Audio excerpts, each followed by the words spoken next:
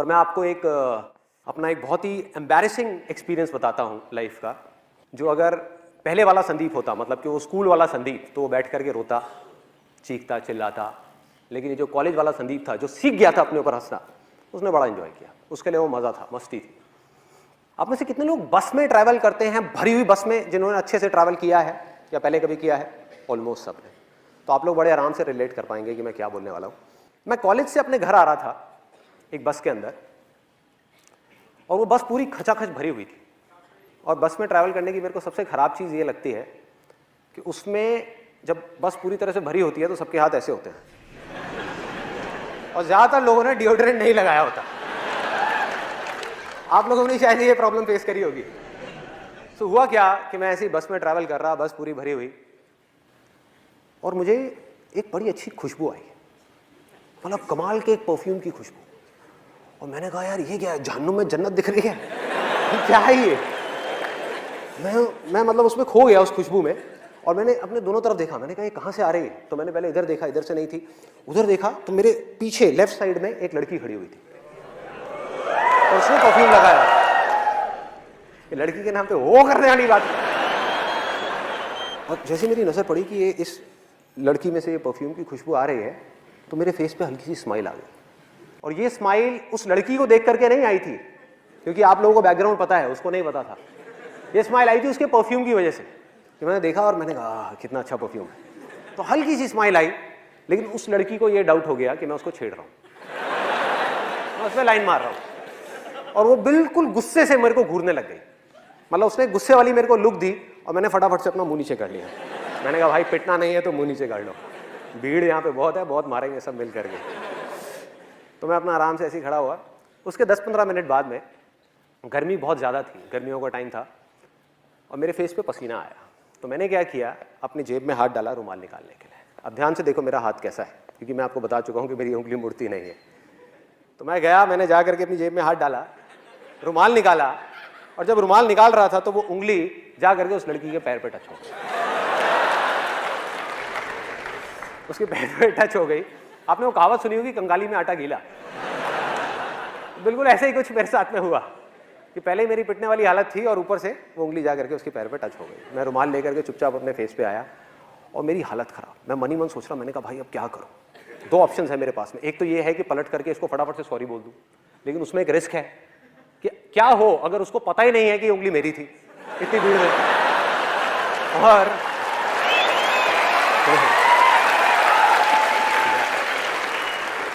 और मैंने बोला तो जबरदस्ती पिटने वाला सीन क्रिएट हो जाएगा। वो कहेगी अच्छा मेरे को उंगली मारी, तूने मारी? तो मैंने कहा भाई, तो मैं दूसरा ऑप्शन मेरे पास में ये था कि मैं चुप रहूं, आराम से देखता रहूं, मुंह नीचे करके ऐसे रिएक्ट करूं जैसे कुछ हुआ ही नहीं है। तो मैं सोच ही रहा था इन दोनों ऑप्शंस में से मैं कौन सा चूज करूं। इतनी देर में मेरे यहाँ पर राइट साइड में पीछे से किसी का हाथ आया, मतलब तगड़ा, जैसे सनी देओल का हाथ है ना, 2.5 किलो का हाथ, वो आया यहाँ पे, थड़ थड़ थड़ ऐसे करके। ओए, पीछे से आवाज आई, ओए। मैंने पीछे पलट करके देखा, और उस लड़की के साथ में एक लड़का खड़ा हुआ था, बॉडी बिल्डर टाइप का। अभी मुझे याद है उसने ब्लड रेड कलर की टाइट फिट टी शर्ट पहनी हुई थी, और उसके जो डोले थे, मतलब कि उसकी बाइसेप्स, वो ऑलमोस्ट उस टी शर्ट को फाड़ने वाली थी। इतना तगड़ा बंदा वहाँ पे पीछे खड़ा हुआ था। उसकी हाइट होगी करीबन 6-6.25 फीट। तो मैंने उसको पलट करके देखा, और पलटते ही अब मेरे को समझ ही नहीं आया मैं क्या बोलूँ। अब बहुत देर हो चुकी थी, अब सॉरी बोलने वाली स्टेज जा चुकी थी। मैंने कहा हाँ जी। बस मेरा ये बोलने की देर थी, लड़की का गुस्सा और बढ़ गया। कहती हाँ जी, मैं तुझे बताऊं हाँ जी। एक तो मुझे पहले देख करके हंसता है, उसके बाद में टच करता है, और फिर पलट करके कहता है हाँ जी। तो उल्टा पड़ गया मेरे ऊपर, मतलब जैसे ही मैंने उसको बोला। फिर मैंने उसको समझाया, मैंने कहा जी I am very very sorry. अब मैं आपको किस तरीके से समझाऊं, आप देखो ये जो मेरी 2 उंगलियां हैं, आप देखो इन दोनों की शेप्स में आपको साफ फर्क पता लग जाएगा। मेरी जो उंगली है मुड़ती नहीं है, मैंने जानबूझ करके नहीं किया, गलती से हो गया है। तो उसके बाद में उस लड़के ने बड़ा कमाल का डायलॉग बोला, जो उसके साथ में था, मुझे नहीं पता वो उसका क्या था, बट उसने बड़ा सही डायलॉग बोला। कहता ओ हीरो। मैं कहा हाँ जी। और क्या बोलूं? मैं कहा हाँ जी। कहता है मेरा हाथ दिख रहा है, ये भी अगर एक बार पढ़ना शुरू हो जाए ना तो रुकता नहीं है, जैसे तेरी उंगली मुड़ती नहीं है। तो मैंने कहा भाई आज तो तू गया, आज तो पिटाई होनी पक्की है। फिर उसके बाद में मैंने जितनी मैं कोशिश करता चला जा रहा था उतनी ही गड़बड़ होती चली आ रही थी। और ऐसे में गड़बड़ क्या होती है कि यहाँ तक तो ठीक था, मतलब ये जो लड़का था और ये लड़की थी, इसको तो मैं फिर भी किसी तरह से हैंडल कर लेता, लेकिन ऐसे में क्या होता है, जितनी भी भीड़ होती है वो सब लड़की की तरफ हो जाती है। उनको ये लगता है कि सारे लड़के ही बुरे हैं और कोई समझने को तैयार नहीं, मतलब किसी को पता ही नहीं कि हुआ क्या है। और वहां पर पीछे एक मूंछों वाले अंकल खड़े थे, वो बोलते कहते, ओए शर्म नहीं आती तेरे को, तू लड़की को छेड़ता है, भरी बस में लड़की को छेड़ रहा है। मैं पलटा, मैंने उनके हाथ जोड़े, मैं कहा अंकल जी आज तक मैंने अपनी गर्लफ्रेंड को नहीं छेड़ा, मैं इनकी गर्लफ्रेंड को क्या छेड़ा। मतलब मैं समझाने की कोशिश कर रहा हूं, मैंने कहा एक बार देखो तो सही, देखो तो सही। कहते गंदे गंदे इशारे करता है, चल साइड हो चल। मतलब कोई भी अपनी वाइफ की फ्रस्ट्रेशन, अपनी जॉब की फ्रस्ट्रेशन आकर के मेरे पे निकाल रहे हैं, आकर के ले ले धक्के धक्के देते देते। तो कब मुझे धक्के पड़े और कब मैं बस के आगे तक पहुंचा, कब कंडक्टर ने बस रोकी और मैं बस से उतरा, मुझे पता ही नहीं लगा। सब कुछ अपने आप हो गया, धक्के खाते खाते खाते खाते बीच रास्ते में मुझे बस से निकाल दिया। इनफैक्ट मेरा जो कॉलेज का बैग था वो भी बस में रह गया।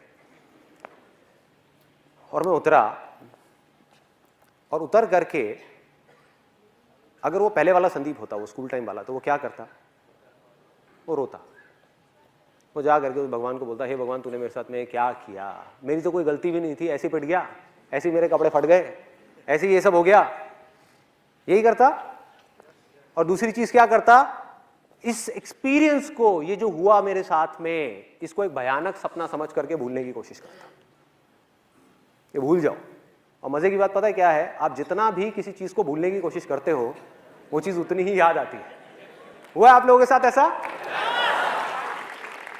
जितनी कोशिश करता वो अंदर ही अंदर मेरे रह जाता, मतलब बाहर नहीं आ पाता कभी भी। लेकिन ये था पहले वाला संदीप, मतलब कि वो स्कूल वाला संदीप जो अपने कॉलेज के फ्रेंड से नहीं मिला था, लेकिन वो मर चुका था। अब था ये कॉलेज वाला संदीप। मैंने क्या किया, वहाँ से उतरा, मैंने कहा यार बैग तो अंदर रह गया है, लेकिन दोबारा पिटने की मेरी हिम्मत नहीं थी। तो मैंने कहा अब दोबारा जाना तो बस के अंदर ठीक नहीं है। तो साइड में आया, वहाँ पर आ करके एक पानी की रेडी वाला खड़ा हुआ था, गर्मियों के अंदर वहाँ पे पानी की रेडी वाले खड़े होते हैं, उससे बढ़िया सा नींबू पानी बनवाया। नींबू पानी बनवा करके रोड के साइड में बैठा और हंसने लगा, अपने ऊपर ही हंसने लगा, मतलब अकेले में खुद का मजाक उड़ा रहा था। और बार बार सोच रहा, मैंने कहा यार मैंने सॉरी क्यों नहीं बोला। और अपने घर गया, वहाँ जा करके अपनी सिस्टर को एक किस्सा सुनाया। मैं कहा देख भाई मेरे साथ में ऐसी ऐसी चीज़ें हुई हैं। सिस्टर भी बहुत हंसी, कहती भैया तू तो बिल्कुल ही बेवकूफ़ है, बिल्कुल ही पागल है, ये क्या ज़रूरत थी ये सब करने की। मैंने कहा मैंने किया थोड़े, वैसे ही हो गया, मैं क्या करूँ। उसके बाद मैं अपने उन स्कूल फ्रेंड्स के पास में गया, वही जो मेरा बहुत मजाक उड़ाते थे, उनके पास में गया, उनको भी जा करके अपना पूरा किस्सा सुना दिया। और वो भी बहुत हंसे, कहते हमने सही नाम रखा था तेरा, उंगली देख उंगली करी दी ना तूने। कहता तू बाहर नहीं आया, पंगे ले ही लिए ना। मैंने कहा हाँ यार क्या करूं, मैं ऐसा ही हूं। तो अब फर्क क्या था, क्योंकि मैं खुद पे हंसना सीख चुका था, उस समय नहीं आता था। तो अब वो लोग जैसे ही मेरा मजाक उड़ाते, पहले वो मुझे एक बोलते मैं उनको दो बोलता, अब वो मुझे एक बोलते मैं खुद के बारे में एक चीज और ऐड कर देता।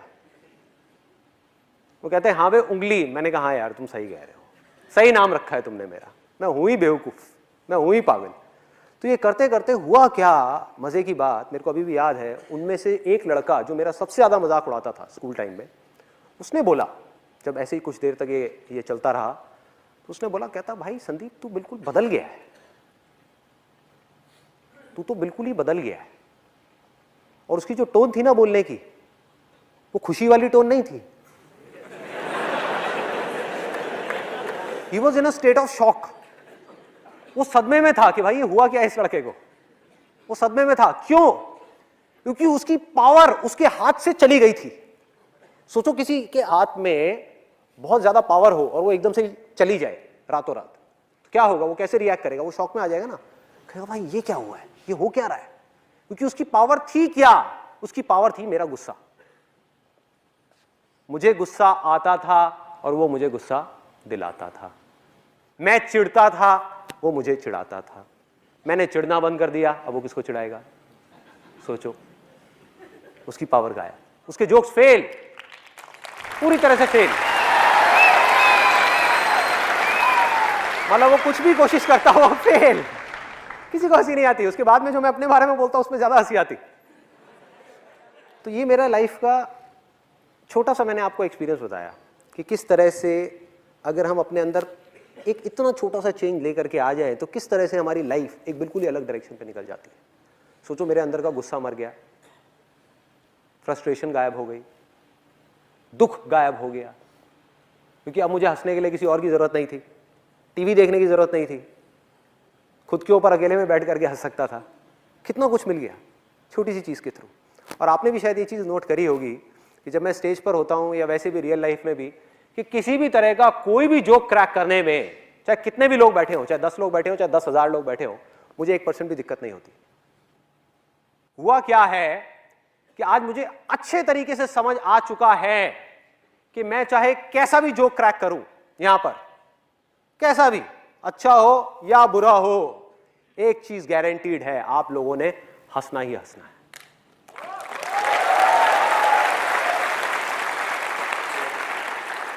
हंसना ही हंसना है, गारंटीड हंसना है। और ये मेरा कोई ओवर कॉन्फिडेंस नहीं है जो किसी इमेजिनेशन के ऊपर बेस्ड है, ये मेरा कॉन्फिडेंस है जो रियलिटी के ऊपर बेस्ड है।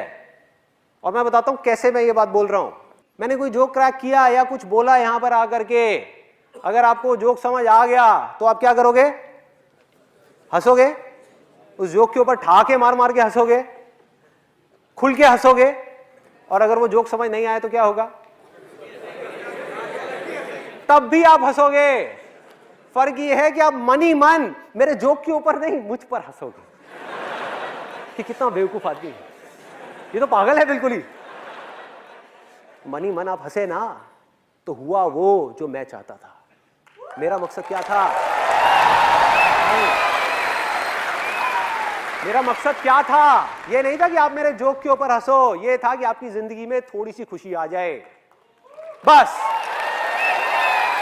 अब इससे क्या फर्क पड़ता है कि आप मेरे जोक के ऊपर हंसो या मुझ पर हंसो? क्या फर्क पड़ता है? हाँ, या मेरी बेवकूफियों पे हंसो, या मेरे फेलियर्स पे हंसो, या मेरी वीकनेसेस पे हंसो। होता क्या है, जब हम धीरे धीरे इस रास्ते पे चलते हैं तो वो दिन दूर नहीं है जब सिर्फ हम अपनी छोटी छोटी वीकनेसेस का मजाक नहीं उड़ाते, बल्कि बड़े से बड़े फेलियर का भी मजाक उड़ा सकते हैं।